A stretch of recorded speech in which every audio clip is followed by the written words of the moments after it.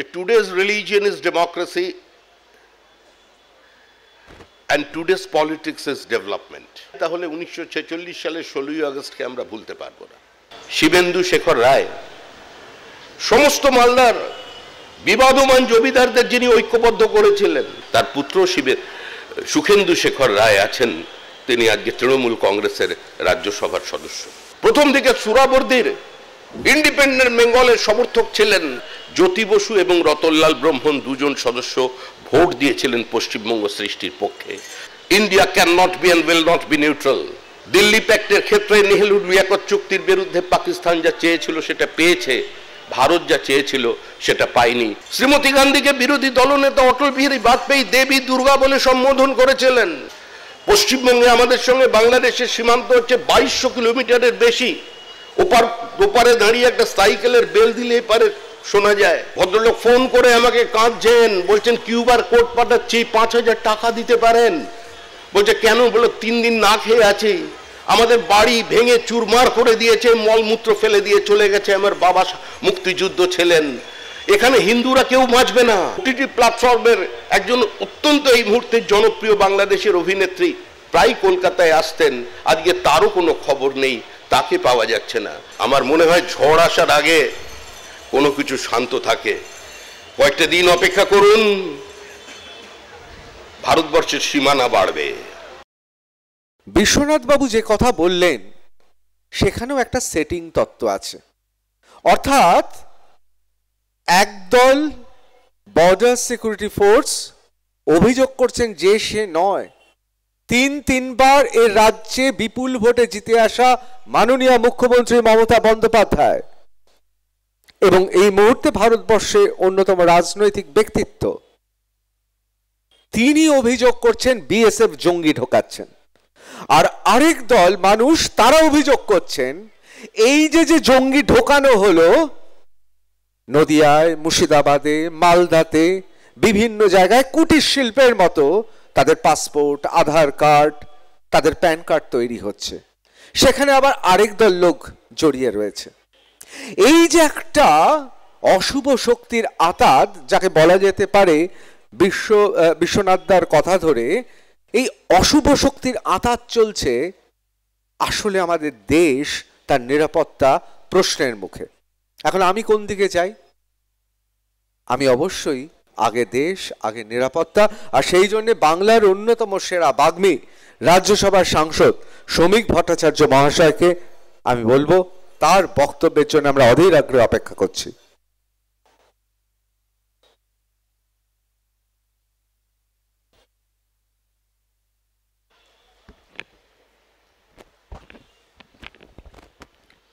Hello, সম্মানিত মঞ্চ, যারা আজকে ভারী সন্ধ্যায় এখানে সমবেত হয়েছেন, তাদের সকলকেই নববর্ষের শুভেচ্ছা জানাচ্ছি। প্রথমেই বলে রাখা ভালো, আমি ভারত সরকারের প্রতিনিধি নই। দেশের প্রধানমন্ত্রীর নীরবতা কিংবা ভারত সরকারের অব্যক্ত অস্থিরতা এর কোনো বিশ্লেষণ করবার জন্য আমি এখানে দাঁড়াইনি। যদি কেউ আক্রমণ করেও থাকেন, তার জবাব দেওয়ার দায়িত্বও আমার এখানে নেই। যেহেতু আলোচনা শুরু হয়েছিল পশ্চিমবঙ্গ সৃষ্টি নিয়ে, একটা সুশীল সভ্য সমাজ নিয়ে, আমিও সেই বক্তব্যে বিশ্বাস করি যে today's religion is democracy and today's politics is development. কিন্তু আজকে বাংলাদেশের এই পরিস্থিতি নিয়ে যদি আমরা সত্যিকারই কোনো আলোচনা করতে চাই, তাহলে 1946 সালের 16ই আগস্টকে আমরা ভুলতে পারবো না। আমরা ভুলতে পারবো না 46 থেকে 47 সালের রাজনীতি কিংবা 44 সাল থেকে শুরু করে সারা ভারতবর্ষের রাজনীতির গতিপ্রবাহ। মালদার কয়েকজন জমিদার গিয়েছিলেন কংগ্রেসী নেতৃবৃন্দের কাছে দেখা করতে মার্চ মাসে 1946। তারা চেয়েছিলেন মালদা শহরকে বা গোটা মালদা জেলাকে ভারতবর্ষে যাতে রাখা যায় তা নিয়ে কথাবার্তা বলতে। 47 সালের প্রথম দিকে জানিয়ে দেওয়া হলো কংগ্রেস নেতৃবৃন্দের পক্ষ থেকে যে যা হওয়ার সম্পূর্ণ শেষ হয়ে গেছে, আপনাদের মেনে নিতে হবে। আপনারা সম্পন্ন মানুষ, মালদার বাইরে নিশ্চয়ই আপনাদের কোনো এস্টাবলিশমেন্ট আছে, আপনারা সেখানে ফিরে যান। কিন্তু সেদিন একজন ব্যক্তির কথা, আনসাং হিরো, যাকে পাঠ্যপুস্তক তো অনেক দূরের কথা, মালদা জেলা স্মৃতিচিহ্ন থেকে পর্যন্ত তাকে মুছে ফেলা হয়েছে, শিবেন্দু শেখর রায়।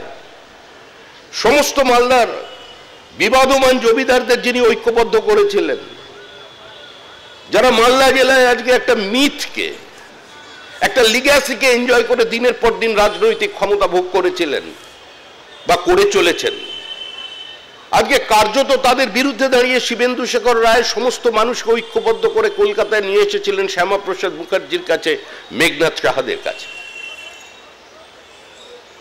আজকে যে ফারাক্কা ব্রিজ আমরা দেখতে পাচ্ছি, আজকে যখন বাংলা ভাগ নিয়ে বিভিন্ন সময় বিতর্ক হয়, বাংলা যে আজকে এক আছে, উত্তরবঙ্গ এবং দক্ষিণবঙ্গ যে এক জায়গায় আছে, আমরা নিজেদের পশ্চিমবঙ্গবাসী বলে পরিচয় দিতে পারছি, তার জন্য যে ব্যক্তির সবচেয়ে বেশি অবদান আছে, আমি অন্যদের নাম বাদ দিলেও তিনি হচ্ছেন মালদার শিবেন্দু শেখর রায়।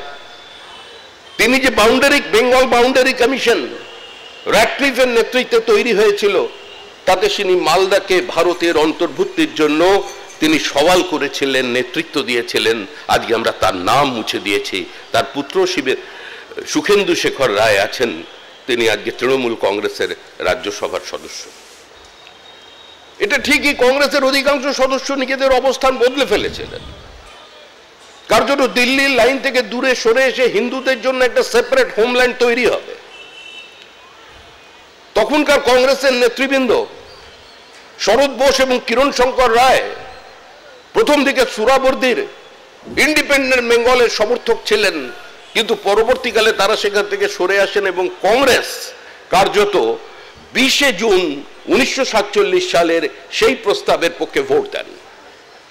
যে কমিউনিস্ট পার্টি তখন তাদের পিপলস ওয়ার পত্রিকায় একটি ম্যাপ পার করেছিল, 28টা ছোট ছোট রাজ্যে ভারতবর্ষকে ভাগ করে তবে ব্রিটিশকে ডমিনিয়র স্ট্যাটাস দিয়ে দেওয়ার জন্য প্রস্তাব রেখেছিলেন, নীতিগতভাবে যারা ছিলেন minority has a right to self ডিটারমিনেশনের পক্ষে, তারাও কিন্তু সেদিন পরিস্থিতির বাধ্যবাধকতায় বা কিংবা স্বইচ্ছায় জ্যোতি বসু এবং রতনলাল ব্রহ্মণ দুজন সদস্য ভোট দিয়েছিলেন পশ্চিমবঙ্গ সৃষ্টির পক্ষে। আজকে এই ইতিহাস আমরা বলছি। পণ্ডিত নেহেরু বক্তৃতা করতেন, when freedom mourns, justice threatens and aggression takes place, India cannot be and will not be neutral. কিন্তু আমরা দেখেছিলাম দিল্লি প্যাক্টের ক্ষেত্রে নেহেরুর লিয়াকত চুক্তির বিরুদ্ধে পাকিস্তান যা চেয়েছিল সেটা পেয়েছে, ভারত যা চেয়েছিল সেটা পায়নি। The worst ever example of diplomatic maneuver. 1971 সালের যুদ্ধ, শ্রীমতী গান্ধীকে বিরোধী দলনেতা অটল বিহারী বাজপেয়ী দেবী দুর্গা বলে সম্বোধন করেছিলেন। বহু পত্র পত্রিকায় তিনি সমালোচিত হয়েছিলেন, কিন্তু তিনি বলেছিলেন এই মুহূর্তে দেশের যারা প্রয়োজন আছে তার জন্য শ্রীমতী গান্ধীর পাশে সমস্ত বিরোধী শক্তিকে ঐক্যবদ্ধভাবে দাঁড়াতে হবে। আমাদের সৈন্যবাহিনী আমরা মাঠে জয়লাভ করলাম, কিন্তু আমরা হেরে গেলাম সিমলা চুক্তিতে। অটল বিহারী বাজপেয়ী বক্তৃতায় বলেছিলেন, हम लोग जीते मैदान में लेकिन हारे दरबार पे। আমরা পরাজিত হয়েছিলাম, 80,000-এর বেশি সৈন্যকে সঙ্গে রেখেও আমরা পাক অকুপাইড কাশ্মীরকে ছিনিয়ে নিতে পারিনি, আমরা সমস্যার সমাধান করতে পারিনি। কিন্তু বাংলাদেশের যে সমস্যা নিয়ে আমরা আলোচনা করছি, এখানে আদানি আম্বানি কার বাড়ির ছাদের উপর দিয়ে কোন তার চলে গেছে এটা আলোচনার বিষয় নয়। মনে রাখবেন যে আজকে এখানে এই নদিয়া জেলায়, আমি কারোর নাম বলে কাউকে অস্বস্তিতে ফেলছি না, কারণ কোনো রাজনৈতিক ব্যক্তিত্ব তারা নন, এখানে তারা সৎভাবে ব্যবসা করেন, যাদের 500 কোটি টাকার বেশি, আপনাদের কল্যাণীরও একজন মানুষ আছেন, তার মধ্যে কয়েকজনের টাকা বাংলাদেশে ইনভেস্ট করা আছে। আপনি যদি কাটোয়া কালনার কথা বলেন, সেখানকার কয়েকশো কোটি টাকা ইনভেস্টেড আছে বাংলাদেশে। আপনি উত্তর 24 পরগনার মানুষের কথা বলেন, আছে।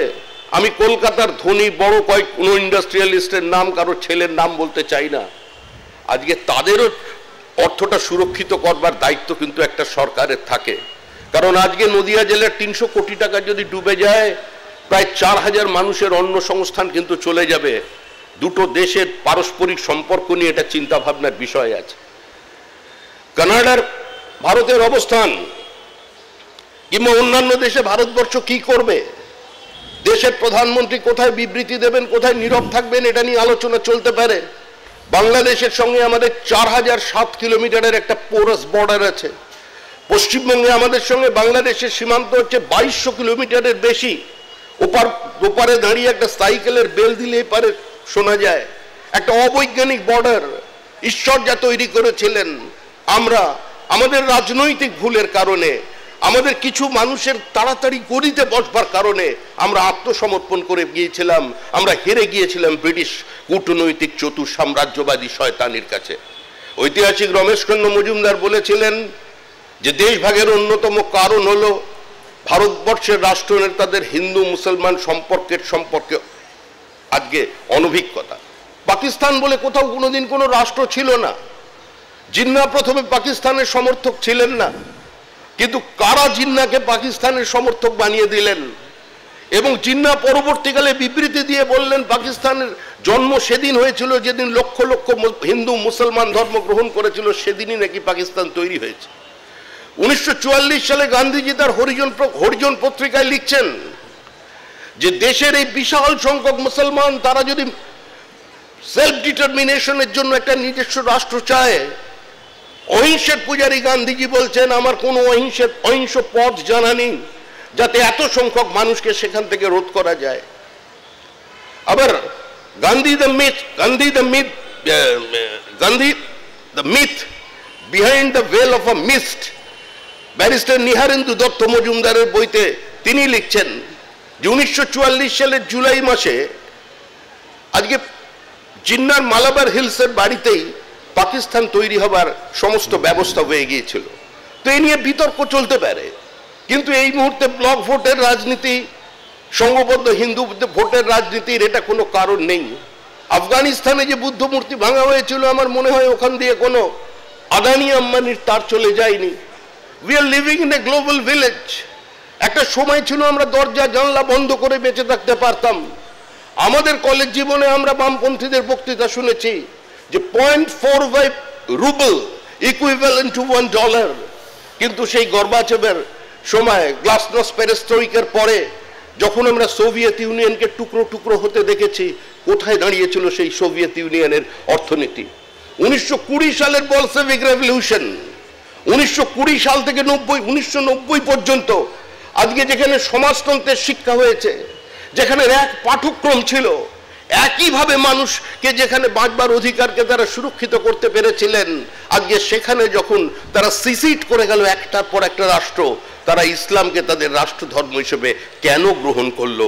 প্রশ্নটা আজকে এখান থেকেই আজকে এই সমস্যার সমাধান করতে হবে। আসলে বিচার বিশ্লেষণ, তর্ক বিতর্ক, চাপানুতর থাকবেই, ছোটখাটো টুকরো টুকরো ঘটনা থাকবেই। পিস কিপিং ফোর্সের আমরা দাবি জানাচ্ছি। কেউ কেউ বলছেন কেন পিস কিপিং ফোর্স যাচ্ছে না? আরে বাংলাদেশে পিস কিপিং ফোর্স যাচ্ছে না কেন তার আগে বলুন, বেলডাঙ্গায় সিআইএসএফ কে কেন ঢুকতে দেওয়া হচ্ছে না? পাঁচলায় সিআইএসএফ কেন পৌঁছচ্ছে না? সেটাও তো প্রশ্ন হবে। আজকে এই ধান থেকে আমাদের এই অবস্থাকে বিতরণ করতে হবে।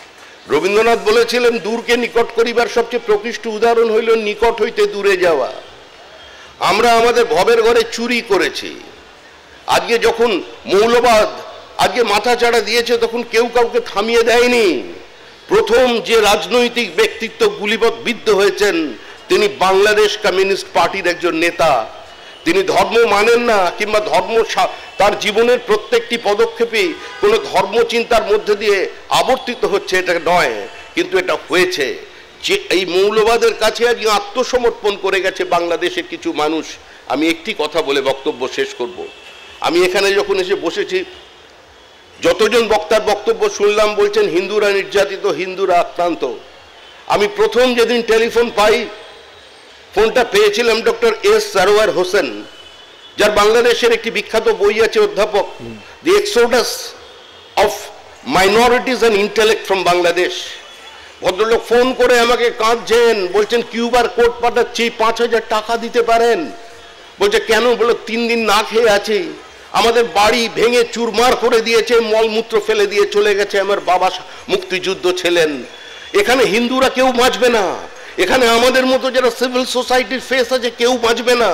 চঞ্চল চৌধুরী, তার জনপ্লাবন হতো নাকি, তার এত বড় জনপ্রিয় ব্যক্তিত্ব, একটা বাড়িতে আগুন লেগেছে, আরেক জায়গায় তিনি অন্তর্লীন হয়ে আছেন। আমি আরেকজনের নাম বলে কাউকে তাকে বিব্রত করতে পারছি না, কারণ তিনি ওটিটি প্ল্যাটফর্মের একজন অত্যন্ত এই মুহূর্তে জনপ্রিয় বাংলাদেশের অভিনেত্রী, প্রায় কলকাতায় আসতেন, আজকে তারও কোনো খবর নেই, তাকে পাওয়া যাচ্ছে না। কুমিল্লার মেয়র একজন মহিলা, তাকে তাড়া করা হয়েছে, রসমালাই বলে সুন্দরী ছিলেন, কোন ক্রমে নিজের সম্ভ্রম বাঁচিয়ে তিনি দুবাইয়ে আশ্রয় নিয়েছেন। ভারতবর্ষের বিভিন্ন জায়গায় যারা ঢুকে আছেন, বাংলাদেশের জাতীয় টিমের গোলকিপার বলছেন যে এমন সময় বাংলাদেশে এসেছে যে বিএনপিকে আর আওয়ামী লীগকে একসঙ্গে একযোগে আজকে আমাদের এগিয়ে আসতে হবে। সুতরাং এই মৌলবাদ এটা একটা হাইড্রা হেডেড মনস্টার, এর বিরুদ্ধে সংঘবদ্ধভাবে লড়াই করতে হবে। এর কোনো জাত নেই, কোনো ধর্ম নেই। আর এর বীজ যেদিন ভারতের রাজনীতিতে যুক্ত করা হয়েছিল, যেদিন ভারতের জাতীয় আন্দোলনের সঙ্গে খিলাফত আন্দোলনকে যুক্ত করা হয়েছিল, একজন মাত্র কংগ্রেসের নেতা তিনি তার বিরোধিতা করেছিলেন, তার নাম কাজী নজরুল ইসলাম। তাই আগামী দিনে কার সঙ্গে আমরা নিজেদের একাত্ম করব সেটা আমাদের চিন্তা করা দরকার। নিঃসন্দেহে আমার মনে হয় ঝড় আসার আগে কোনো কিছু শান্ত থাকে। কয়েকটা দিন অপেক্ষা করুন,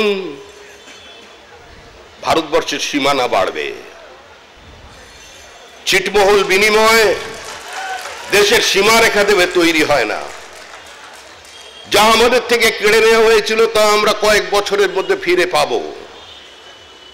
সংসদ বাড়বে, দেশের সীমানা বাড়বে, আগ্রাসন দিয়ে নয়, কারণ পৃথিবীর সমস্ত দেশের সীমানা তৈরি হয়েছে তরবারির অগ্রভাগ দিয়ে। আর আমাদের এখানে আমাদের সংস্কৃতি দিয়ে, ভ্রাতৃত্বের বন্ধন দিয়ে, বসুধৈব কুটুম্বকম দিয়ে, চাপিয়ে দিয়ে নয়, মানুষের আত্মহননের পথ দিয়ে নয়, কিন্তু আমাদের অধিকার, আমাদের জমি যা আমাদের হাত থেকে চলে গেছে, সেই জমি ফিরে আসবে। বাংলাদেশের স্থায়ী সমাধান কয়েক মাসের মধ্যে আপনাদের সামনে আসছে। ধন্যবাদ শ্রমিক ভট্টাচার্য।